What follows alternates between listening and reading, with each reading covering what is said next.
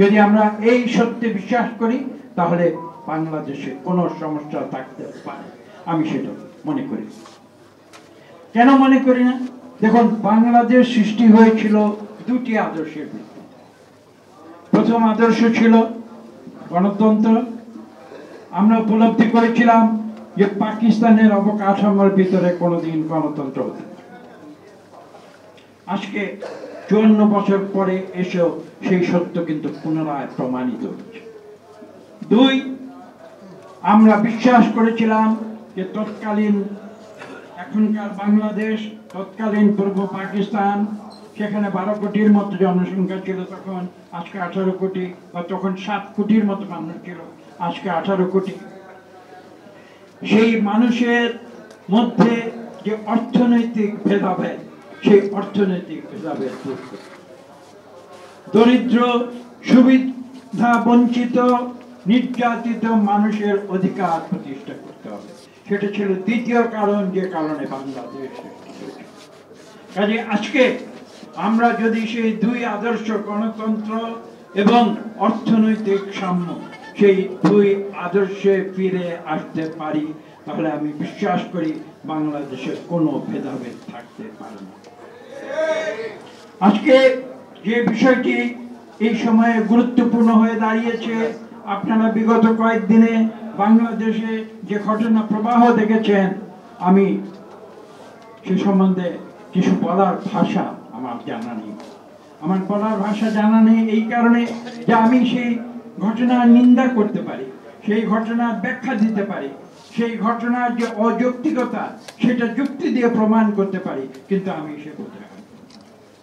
আমি শুধু বলবো যে আপনারা সঠিক পথে ফিরে আসুন, আপনারা সঠিক পথে ফিরে আসুন, যে সঠিক পথ বাংলাদেশকে বিশ্বের বুকে একটি গৌরবময় দেশ হিসাবে পুনঃপ্রতিষ্ঠিত করবে, যেটা একদিন করেছিলেন শহীদ প্রেসিডেন্ট জিয়া রহমান।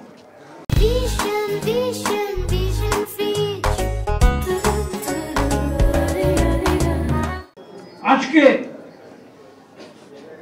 বিএনপির কথা ভাবুন। বিএনপি এমন একটি রাজনৈতিক দল, যেই দল প্রতিষ্ঠা করেছিলেন অন্য কেউ নয়, যিনি 1971-এর কালো রাতে, যেদিন পাক হানাদার বাহিনী নিরীহ বাংলাদেশের মানুষের উপরে আগ্নেয়াস্ত্র নিয়ে ঝাঁপিয়ে পড়েছিল, সেদিন যিনি প্রতিবাদ করেছিলেন, যিনি বলেছিলেন আই রিভোল্ট, এবং যিনি তার পরবর্তীতে স্বাধীন বাংলাদেশের ঘোষণা দিয়েছেন, মুক্তিযুদ্ধের ঘোষক। এবং একটু আগে আপনারা শুনেছেন, আজকের অত্যন্ত চমৎকার বক্তা প্রত্যেকে বলেছেন, জয়নাল আবেদিন সাহেব বলেছেন, আমাদের উলফাত সাহেব বলেছেন, আমাদের আবিব সাহেব বলেছেন, আরো প্রত্যেকেই বলেছেন, আপনারা দেখেছেন কিভাবে সেদিন শহীদ প্রেসিডেন্ট জিয়া রহমান সম্মুখ সমরে যুদ্ধ করেছিলেন।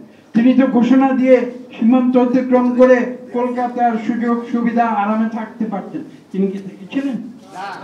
তিনি তো সেটা করেননি। কারা করেছিল আমি সেই বিস্তৃত ব্যাখ্যায় যাব না, কারণ আমি কারো সমালোচনা করতে চাই।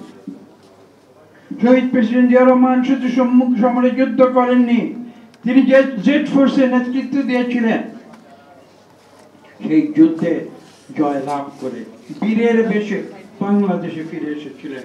বাংলাদেশের কোটি কোটি মানুষ সেদিন স্বাধীনতা হয়েছিল, সেই বাংলাদেশের কোটি কোটি মানুষ শহীদ প্রেসিডেন্ট জিয়া রহমানকে মুক্তিযুদ্ধের সর্বোচ্চ উপাধি বীর উত্তম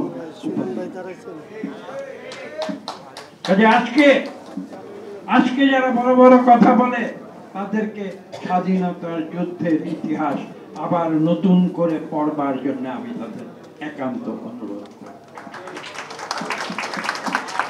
গল্প বানিয়ে সেটাকে ইতিহাস বলে চালানো যায় না। বিগত 15 বছর চেষ্টা করেছিল, আপনারা দেখেছেন, কোমলমতি বালক বালিকা স্কুলের ছেলে মেয়েদের পাঠ্যপুস্তকে মিথ্যা তথ্য সম্বলিত করে সেটাকে মুক্তিযুদ্ধের ইতিহাস বলে চালানো হতো প্রচেষ্টা তারা, সেই প্রচেষ্টা ব্যর্থ হয়েছে। কেননা মিথ্যা কোনোদিন সত্যকে ঢাকতে